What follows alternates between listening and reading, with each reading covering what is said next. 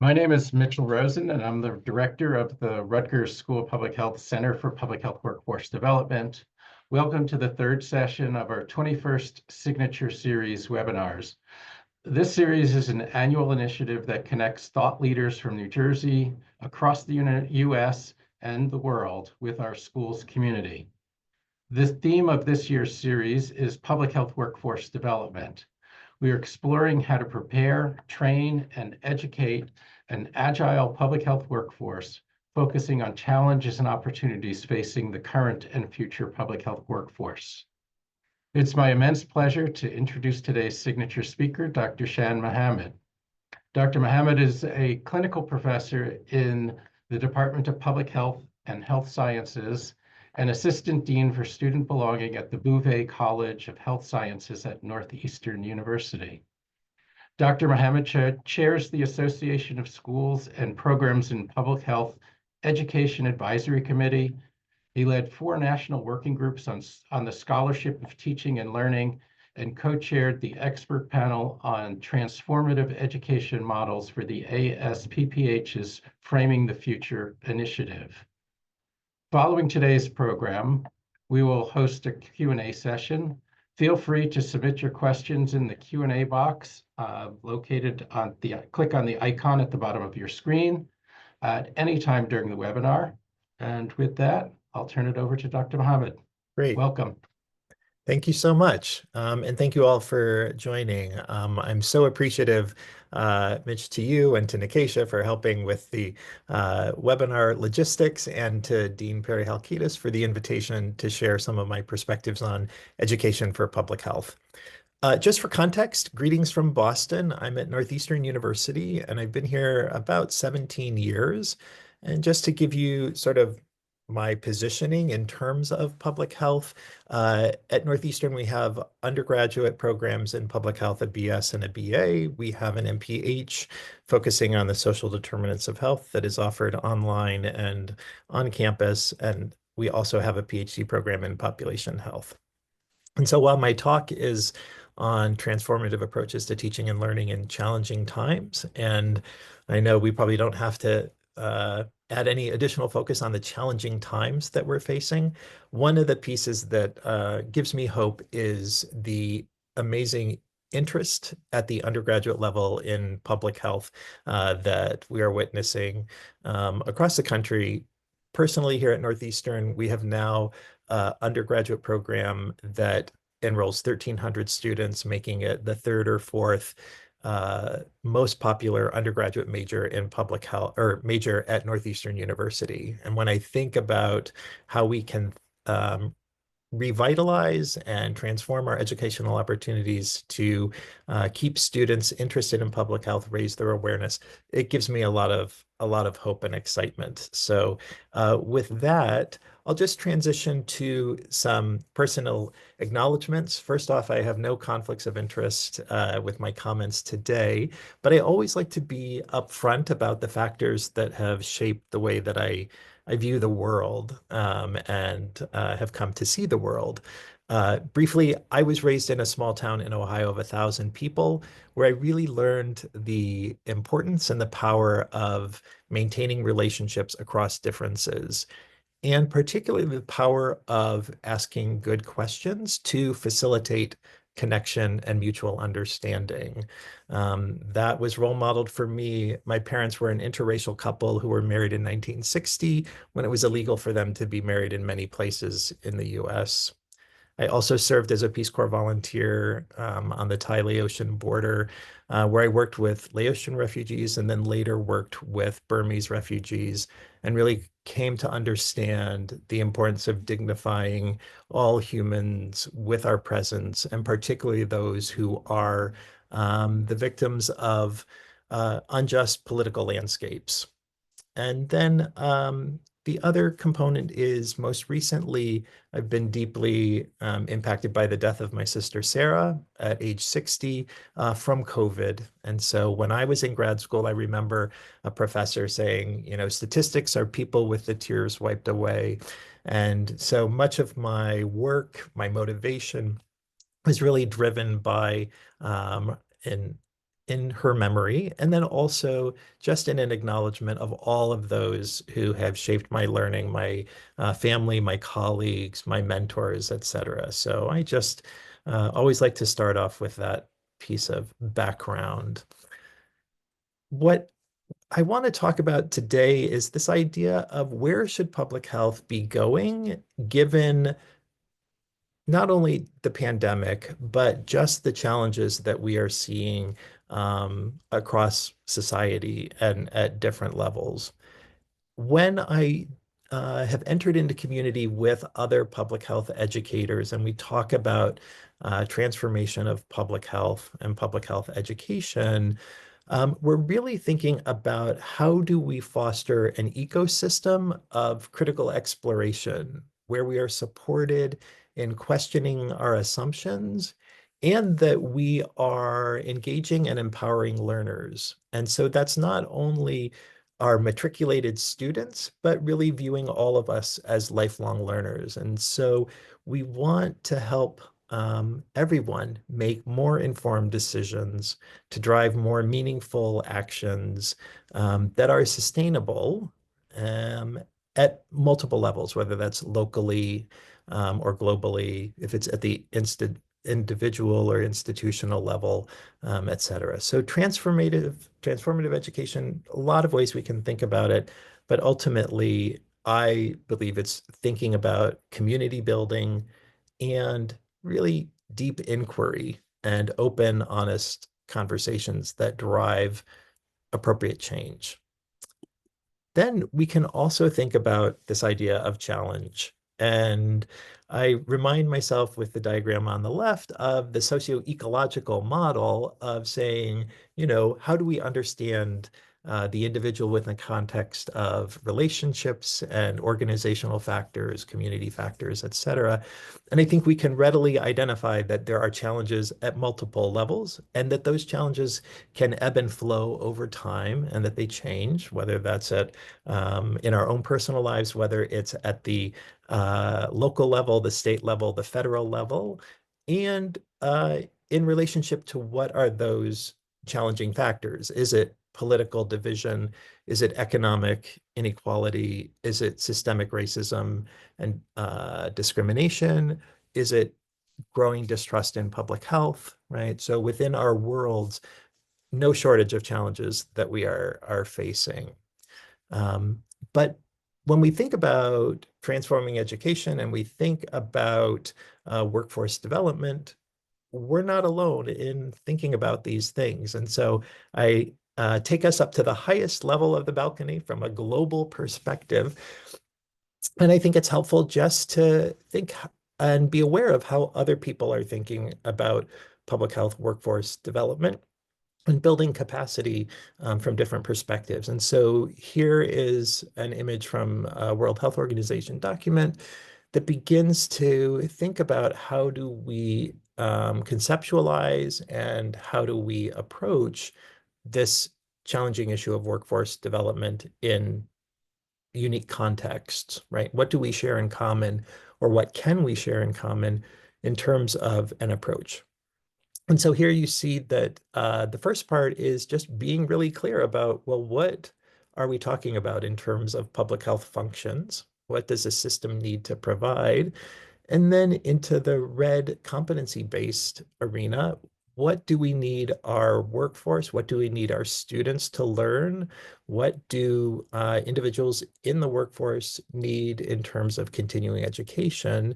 And then how do we actually continue to map and measure who we are and what we are doing? And so I don't think that there's any real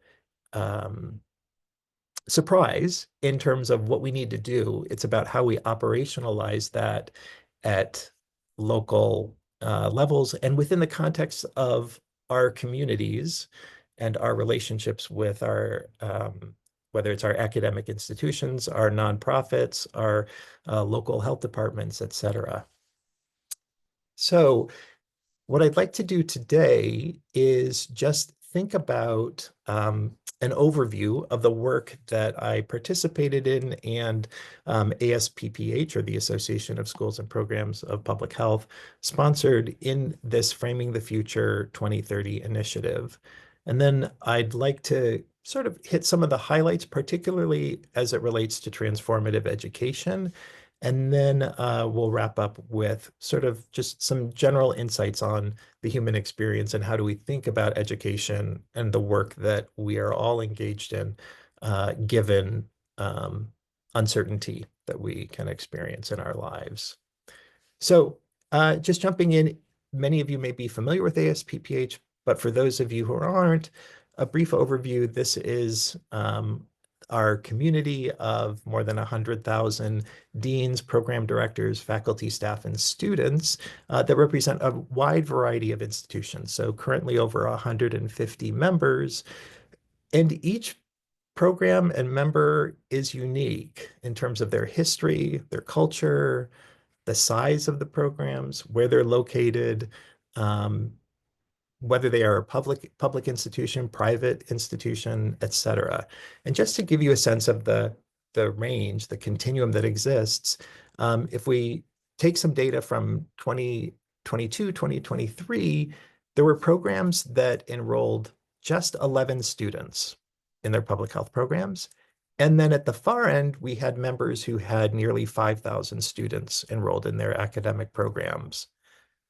In terms of faculty, we have some members who have just 3 faculty that are pulling this all together in terms of offering these degrees and that work with part-time faculty. And then at the other extreme, we have some members that have 2,000, right? Over 2,000 faculty members involved in this. In terms of those educational programs, 30% of students are solely enrolled in online education. So when we think about transforming public health education, what's the difference? What are the similarities between online education and online educational formats versus those that are on the ground, in the classroom, in the community, and this shared collective space?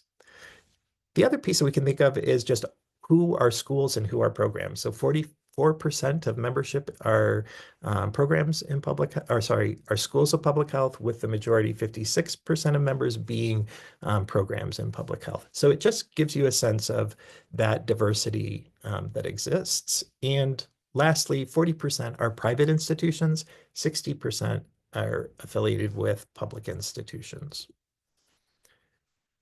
So ASPPH launched Framing the Future 2030 in 2020. It lasted approximately 4 years, and this initiative aligns closely with the strategic plans that probably many of us are we would agree with, right? That we want to uphold and advance excellence and innovation in teaching and research and practice, and that we want to strengthen and equip and train leaders for future public health practice. And we want to advance teaching and learning and research and scholarship to meet the needs of the public health field.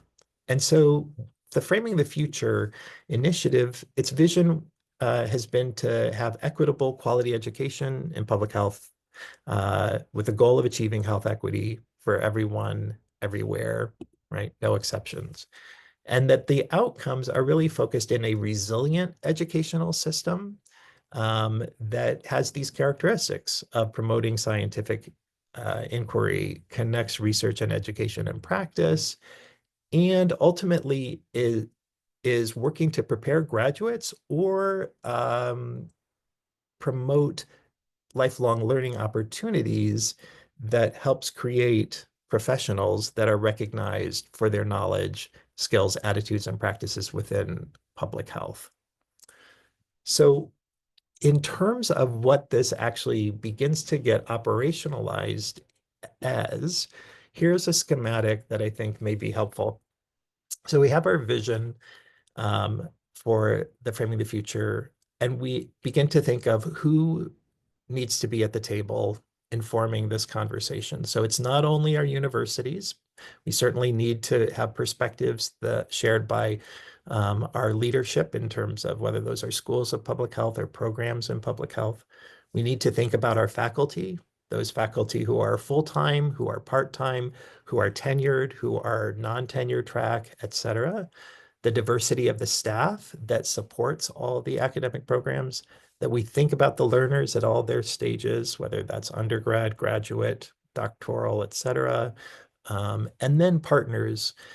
So really thinking broadly about who our community partners are in terms of local health departments, nonprofit organizations, corporations, et cetera. And so the schematic is then to really begin to ask questions, right? How do we begin to think from everybody's perspective, what does transformative education look like? And so we can begin to think about those unique perspectives. So what does equitable quality education look like from the university perspective, from the faculty staff perspective? What do people need to be successful in their work or to have the toolkit that allows them the flexibility over the course of their professional journey to be successful? And particularly from our partners, what kind of collaborations need to be established or enhanced or perhaps reoriented to more closely respond to the needs of the communities being served?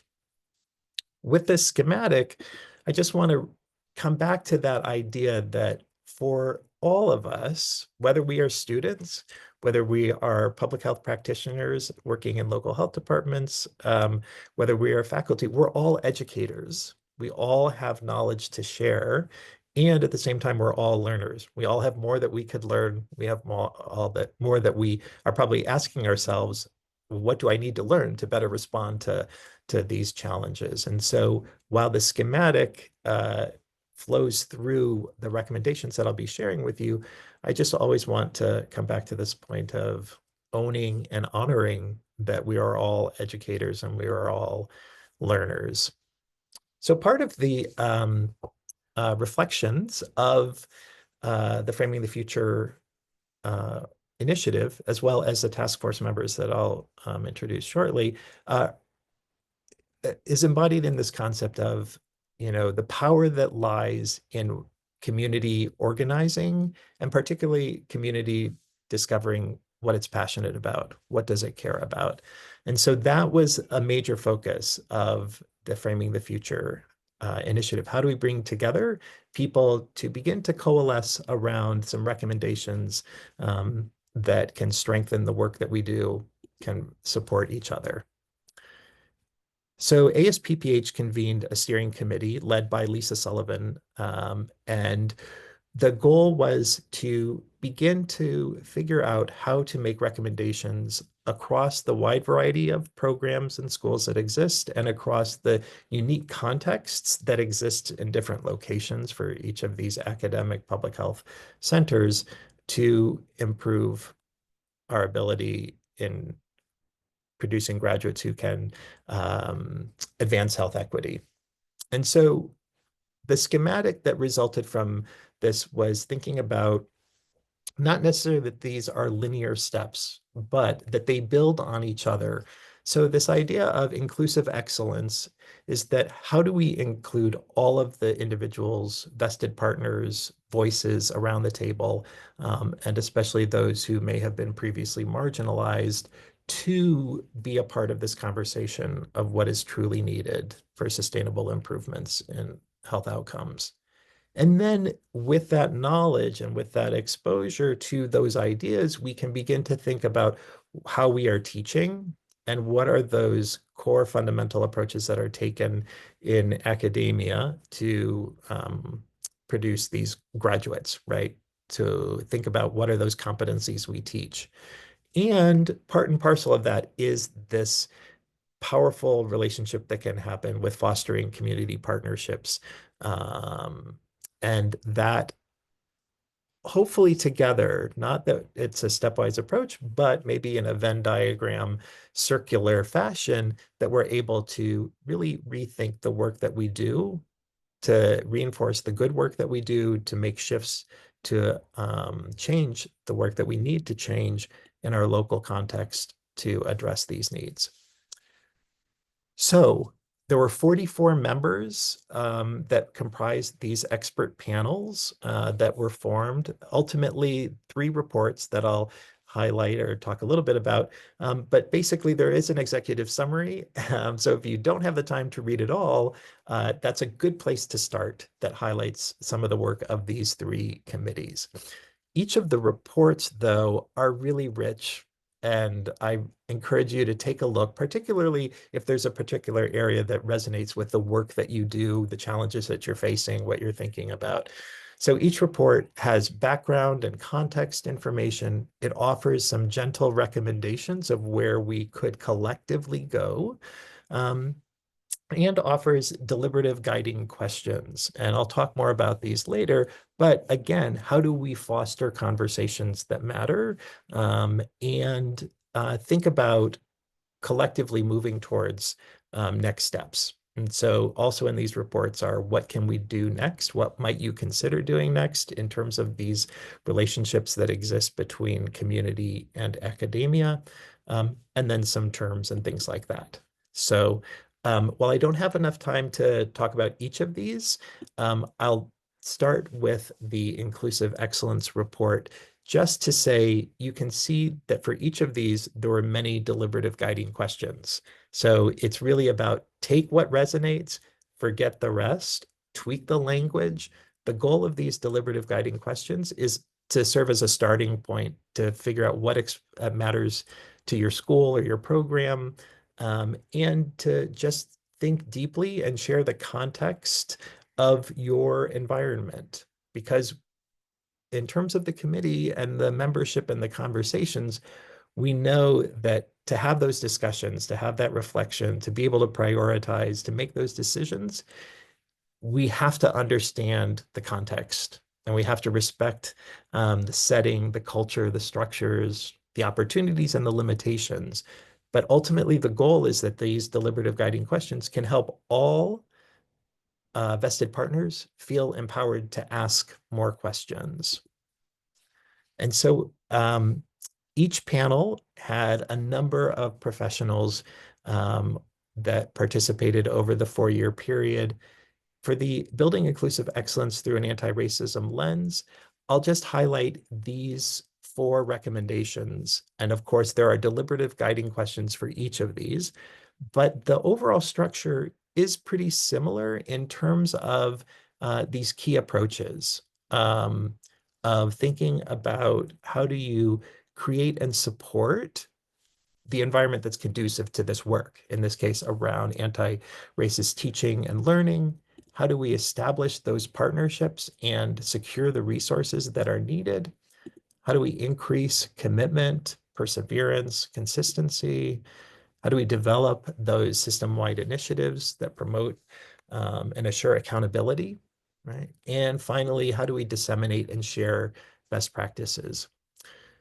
One thing that I would say with all of the work that was done, it was about building on and pre-existing work that has been out there, right? So it wasn't just coming up with different ideas. And in the case of the Inclusive Excellence panel, one of the founding drivers was this initial document, Dismantling Racism and Structural Racism in Academic Public Health, which was published in 2021, a panel co-led by Dean Perry Halkitis that really galvanized the conversation around what can inclusive excellence look like and what must it look like given the history of academic public health being a partner and force in a negative way in terms of being truly inclusive to all people. The other piece is that these other 2 documents are process documents that were also generated from that task force. So if this is an area that you're interested in and you're like, how did this actually work? These 2 documents are, I think, really helpful to guide you in thinking about what might be. And I think particularly given our current political environment, what can be and how can it be, right? What are the means of still being able to do good and important work? But with that, I'm going to shift my main focus to the transformative approaches to teaching and learning, and just give you a few examples of the recommendations and the deliberative questions that I've talked about before. First, I need to thank all of the panel members, and particularly my fellow co-chair, Amy Fairchild, who was just an incredible resource. In addition, thanks to the ASPPH Framing the Future administrative team, without whom none of this work could be accomplished. So I often begin just by asking people to think about, well, what values matter most to you when you're thinking about public health education? And I think there's a lot of ways that we can think about this. Is it mostly about justice and inclusion? Is it about the opportunity to be creative, to foster greater levels of service and commitment? There are many ways that we can think about this, but ultimately, some of the concrete questions that we can think about are, why do we teach? Why do we teach what we're teaching? And then finally, why do we teach what we teach the way we teach it? And I think that's where the opportunities for transformative education come in. We may be driven by our personal and professional experiences, or our ethical values, our lived experience. We may be driven by a core commitment to those 10 essential services in public health. And from an academic perspective, we may be really driven by what's needed for accreditation, right? And so there are many ways to think about what drives us. And so these recommendations are gentle recommendations based on an understanding that we are all unique, we're all different. So these 4 recommendations were to really center civic engagement, cross-cultural collaboration, and community partnerships as critical elements in our efforts, to think about what does it take to ground our education in collective action, right? Not just how do we just do what we do, but how do we do what we do with others more effectively, and in particular, addressing the social determinants of health, thinking about how we utilize more active learning components in our teaching and how we support lifelong learning, and then how we assure that the way we teach is actually effective and based on evidence. And so I'm just going to drive us through some of these approaches that hopefully will get you thinking about questions that you can ask within your own context and within your own framework. So the first one is that we know that we need to inspire more individuals to go into the public sector. And so when we think about these things like civic engagement, like cross-sectoral collaboration, really being grounded in the ability to foster and maintain community partnerships, we're thinking about a lot of competencies and skills for our students and for our learners who are already in the workforce. And so how do we think about what we are doing to better give these tools to our learners? There may be areas where you feel, hey, I got a really good education in this area, and other areas where you're like, this definitely is a need that I'm seeing for myself. Or perhaps you're in the workforce and you're like, this is what I'm seeing in terms of what graduates are adequately prepared in or inadequately prepared in, and how do we begin to have those conversations? So here's how the structure looks. These recommendations come with administrative structures and processes as a domain to reflect on, and then curricular components, initiatives to look at. And so these are just a few examples. Again, I reiterate that the goal is that these questions aren't just within the domain of one vested partner. It's really for anybody to ask, right? So if you're an employer, if you're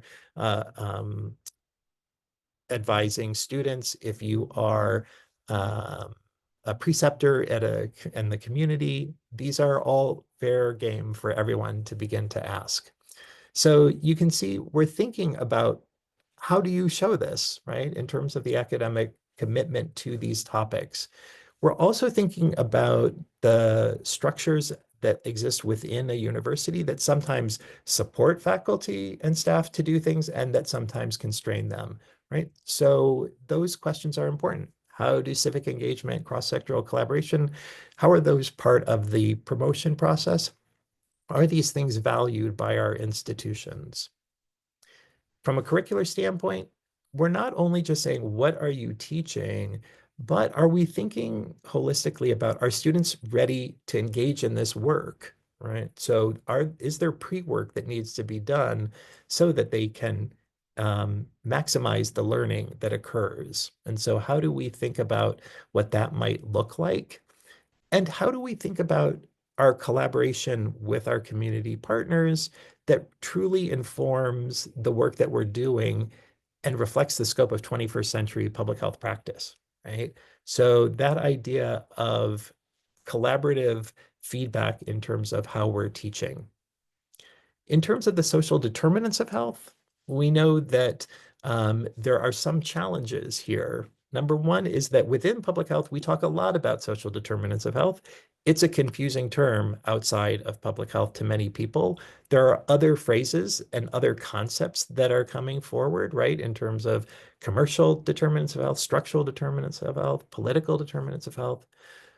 But ultimately, we're trying to get to that upstream, right? Those root causes, and particularly for health equity, figuring out what are the knowledge and skills needed to address the impacts of structural racism and discrimination, and ultimately add to a toolkit, a professional toolkit and knowledge base that allows individuals to be part of collective action, really driving policy change, driving for sustainable change that both addresses social needs and transforms the social environment.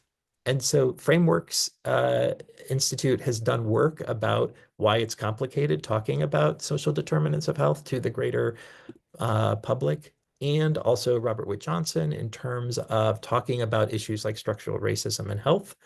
And granted, with our current political environment, we are going to need new skill sets around communication and collaboration to be able to continue this work, which is obviously very important to many of us. And so again, these deliberative questions are just ways to think about, what are we doing that does more than just give lip service to social determinants of health? A lot of public health students will be able to tell you what they are and why they matter, but do we scaffold our learning so that they're actually developing the knowledge and skills to make actual change, right? The other piece that came up in our conversations is that social determinants of health as a concept should be part of every undergraduate's learning experience. So we need to learn how to talk about that, and we need to learn how to infuse this beyond just our walls in public health. The other component is speaking to this idea of how we prepare students for collective action. So what do they need to know in terms of community building, community advocacy, community organizing? What do they need to know and understand about power and this idea of cultivating respectful relationships that can be sustained? And what does it actually take to achieve social transformation?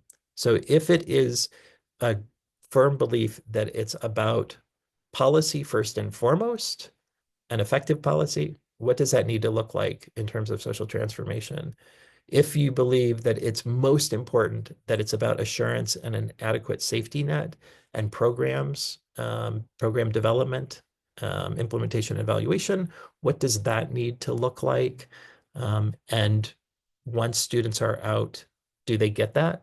And for those in the workforce, are there things that they would like to learn to be able to do that work better?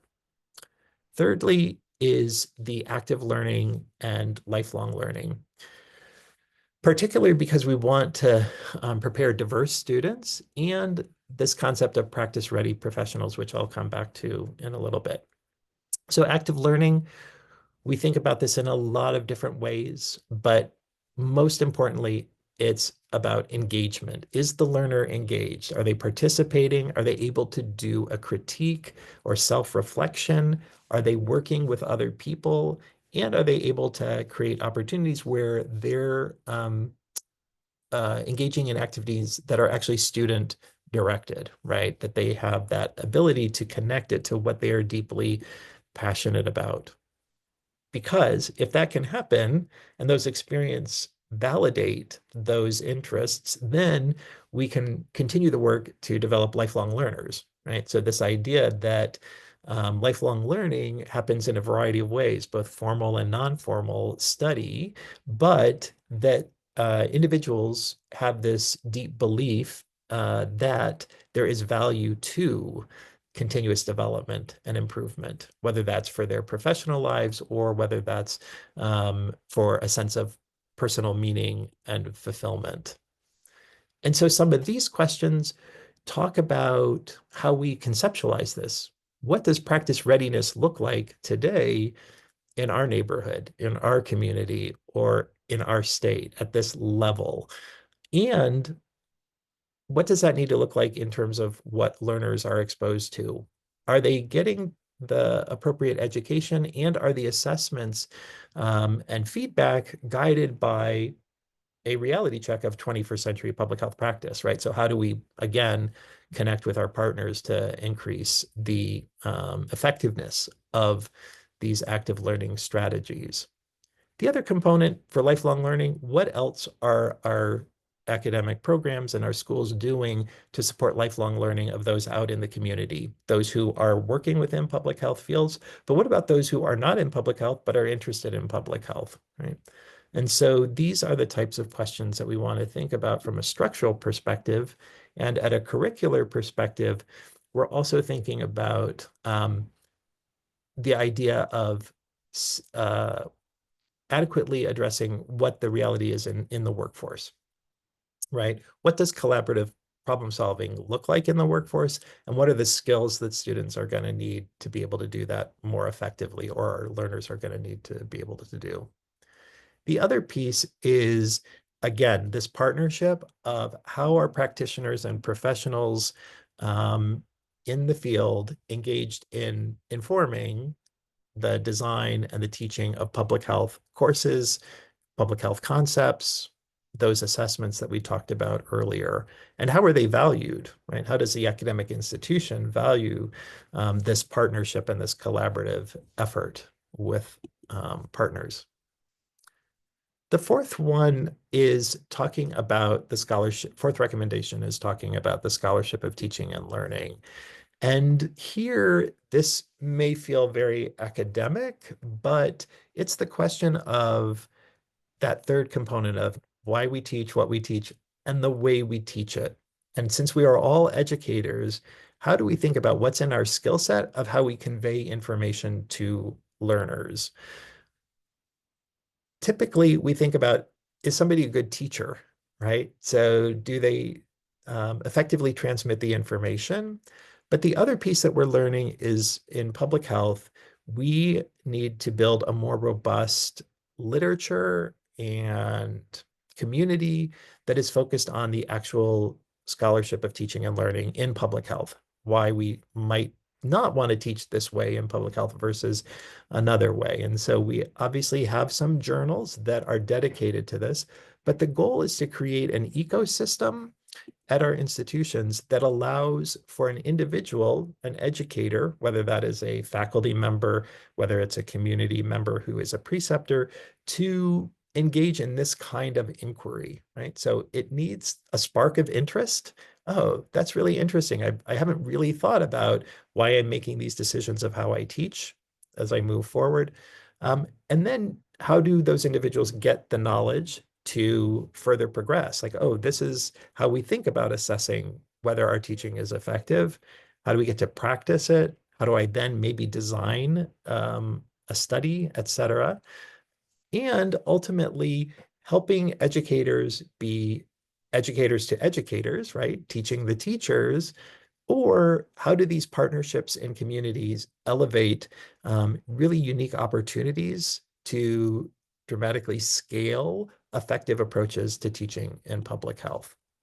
So the deliberative questions look a little bit like this that are similar. Does the academic institution care about teaching and learning, right? We care about outcomes, but what about the scholarship of teaching and learning? Is there an ecosystem that supports this? Is it a culturally and intellectually diverse learning environment, and that views scholarship of teaching and learning as legitimate scholarship, that it's valued in terms of tenure and promotion and those things? And what does it look like to be able to build on the spark of interest? What opportunities are there and what incentives are there for our educators to cultivate more skills in these areas? And so then do we actually look deeply at how we are teaching and look at our curriculum to see if it is grounded in the scholarship of teaching and learning literature or not? And particularly, are the assessments as effective as they could be, right? Does everybody need to write a paper? Does everybody need to give this kind of presentation, right? How are we assessing that students are doing the work that they need to do becomes really important. So those are the 4 recommendations that came out of this committee. And the piece that I just want to highlight is that there's so much rich information in each of these reports. So just briefly in one slide, the final study group, again, really wonderful participation, engagement, expertise, and wisdom that fostered this, came up with 3 broad recommendations that if these resonate with you, I encourage you to take a look at this report as well. Rethinking, how do we position academic public health in partnership with communities? How do we do that deeply, respectfully? Deploying strategies to support and sustain successful partnership. What does that need to look like to sustain long-term connections and positive outcomes? And then really thinking about this question of curricular development, particularly with a mindset for more effective partnering in the community. And lastly, before I welcome your questions and comments, I just want to end with this consideration of the human experience, and particularly thinking about it from a learner perspective, a teacher perspective, or an educator perspective.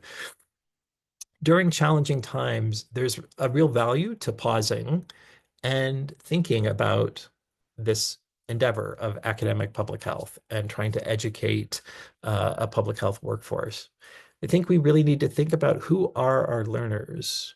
We need to think about when are they ready to learn, what's going on in terms of the context in which they live, what goes on in terms of creating a learning community. How do they learn best? Is it strictly online? Is it like this? Is it just a webinar that it provides the information?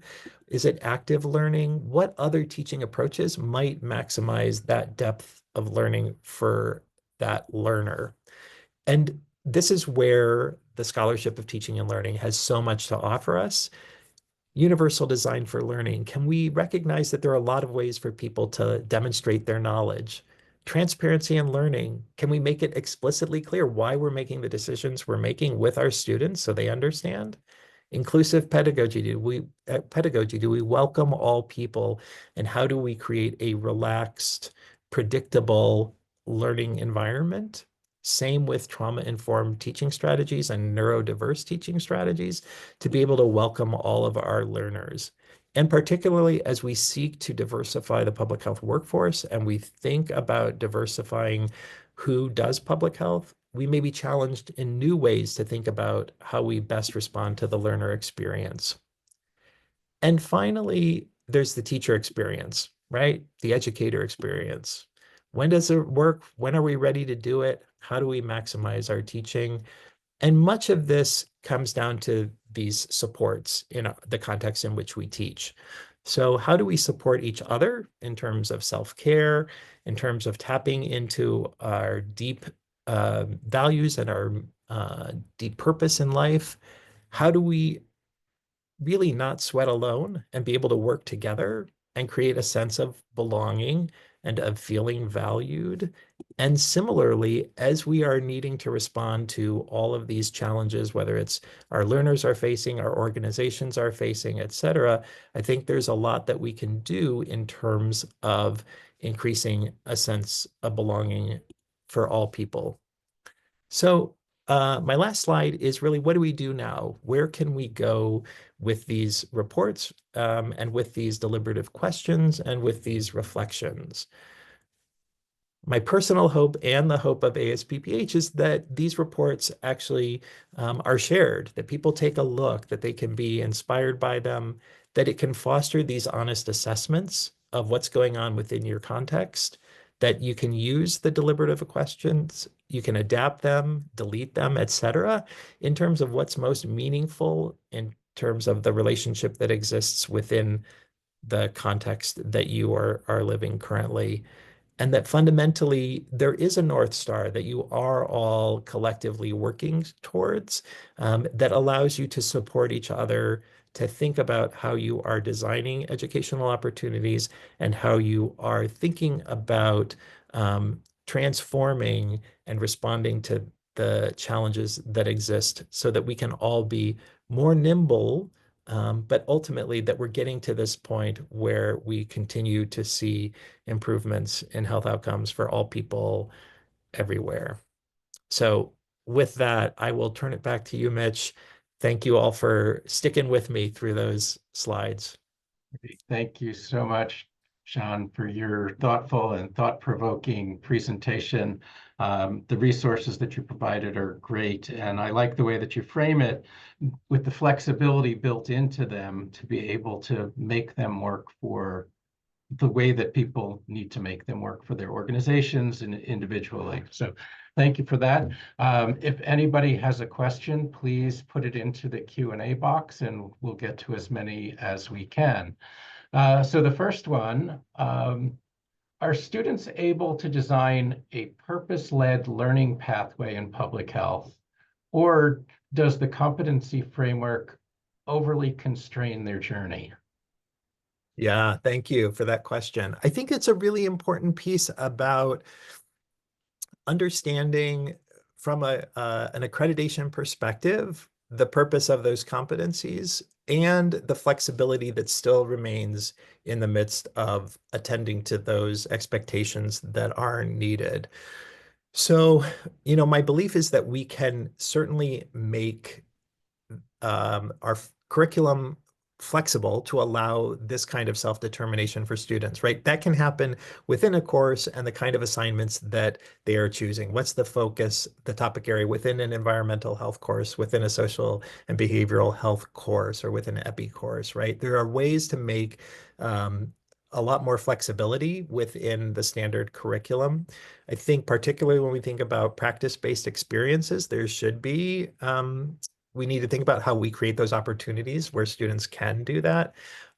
So fundamentally, I think it comes back to the context within which these programs and schools and learners are in. There are some times that you don't have the wealth of opportunity in some domains, but you have wealth of opportunity in others. And so that's what I love about the diversity of the public health membership, is that no programs are really alike. If you search them and you look at the concentrations, they're very different. And that's why it's really important for students to be able to find the program that's right for them, and for programs to reflect on, are we putting up barriers to getting the students that we want to be a part of our educational community? Yeah, thanks for that. And this kind of builds on that last statement that you made about getting the students into the programs. What are your thoughts on teaching public health through high school career and technical education programs? The social determinants of health doesn't make it easy for college education for everybody. So building alternative programs to college and creating career pathways. So engaging and educating people better. And I'll also throw in community colleges to that. So Yes. what are your thoughts on that? Yeah, I love this. I think that we really do need to broaden our conceptualization of pathways. There's no doubt that social determinants of health, public health content can and should be infused in high school education. I happened to be out on a hike in rural Oregon one year, and I ran into a high school teacher, and his work was looking at how the state requirements for his, high school education could be met through a public health lens. Right. So how do we think about infusing public health within the constraints or within the structure that's needed in high school education? I absolutely think that there's a great opportunity for that. And particularly when we think about STEM and when we think about many opportunities to get students thinking about healthcare careers, I think we equally have to be presenting and representing public health within that array of opportunities for students who want to make the world a healthier place. And that extends to our community colleges. There's incredible work being done in public health in community colleges, and it needs to be, we need that seamless flow for students to be able to identify and be exposed to public health and then have opportunities to build and deepen their knowledge base. Thanks. Has there been any collective convening of ASPPH academic affair leaders to discuss how this might be discussed in schools? So there are a number of different ways. The reports have been circulated throughout ASPPH, and so I don't know specifically in terms of academic affairs where that has landed in terms of those groups. But at our annual meeting, there's always conversations about this. There actually is an upcoming webinar sponsored by ASPPH to have representatives from a smaller unit, a medium-sized unit, and a large unit respond to how they're working with the information in these reports. So I think it's an ongoing question. And if you are a member of academic affairs and you want ASPPH to talk about it, it's a great opportunity to ask those questions of ASPPH, right? To continue this exploration. Thanks. And you talked about lifelong learning and the continuum of learning. How can we influence employers to invest in public health education and for continuing training for their employees throughout in terms of workforce development and personal growth of employees? Yeah, I think one of the pieces is what's the currency that's valued? And is the currency that is valued strictly um, external measurements? Is it retention? I think there's so much that goes into workforce development that are positives, not just in terms of the ability to do the work and achieve good outcomes, but to be able to explain the benefits that happen with this collaboration with academic institutions. So every academic institution that's accredited needs to be doing workforce development work. The question is it the right kind of work, the right kind of offerings that speak to those values and currencies of the employers and of the leadership, the employees and the employers, right? And so it's really about that dialogue about, are we matching the offerings to what is most valued by those employers in terms of those employees being as successful as possible. So I think it's complicated. I do think it's really important. And I think most of the time there's a question of, is the match happening correctly between the needs and what is actually being offered by the academic institution? So more conversation needs to happen to bring those things into alignment. Thanks. So Liz from ASPPH jumped in here with a Hi, comment. So Liz. thanks, Liz. We appreciate it.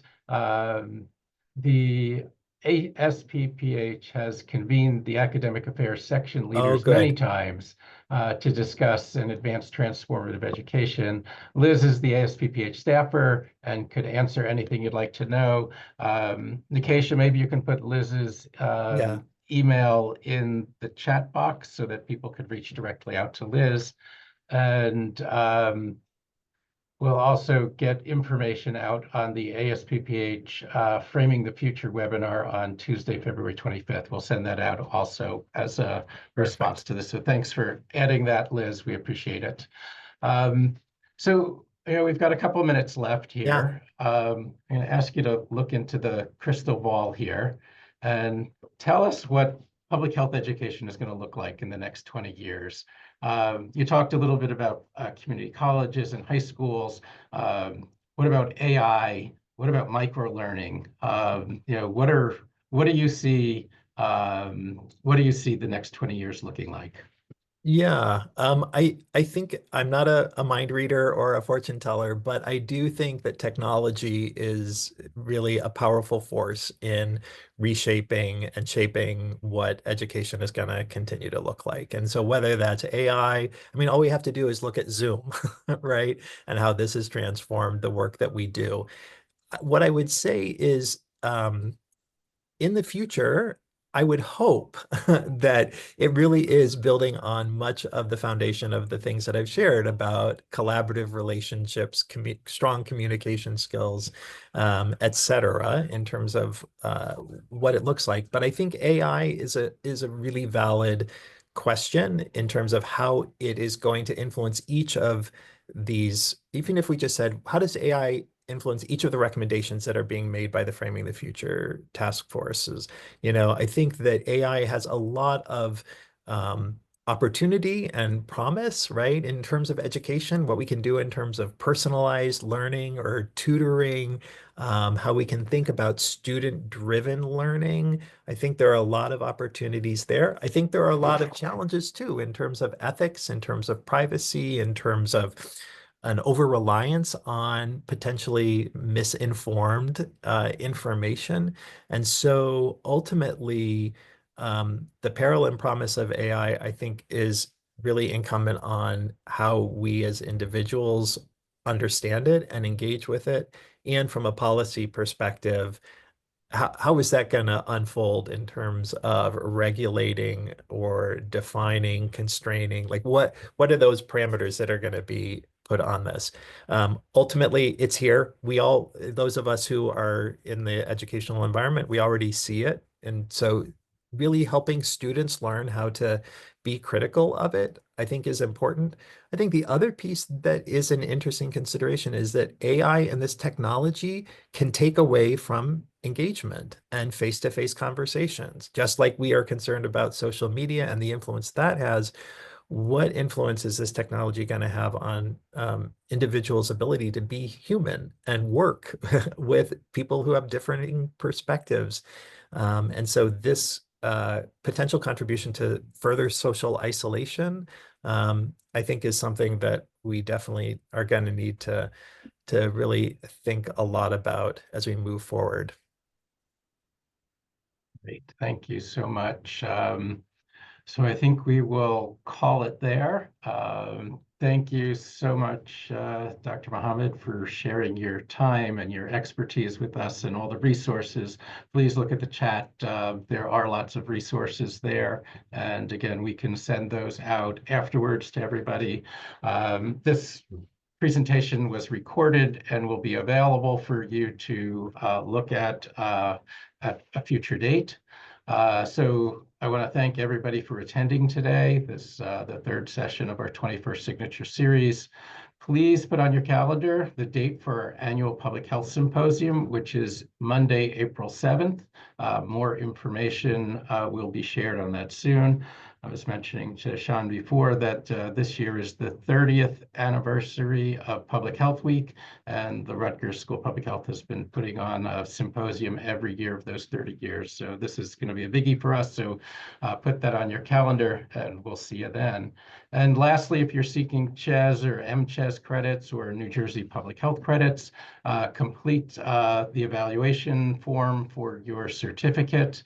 You should see a pop-up form on your screen. It's also in the chat box. So if you don't have an opportunity to do that before we close out, you will be able to get the pop-up on that. You can always email us if that doesn't work. So thank you again, Shan, for your participation today. Thank Really you. enjoyed watching and learning from you, and looking forward to future times with you in other venues. Yeah, and thank you to everyone for attending and listening to this. And thank you for the work that you do and the work that you will do in the future. We're all in this together. Thanks so much. We'll see everybody soon. Be well.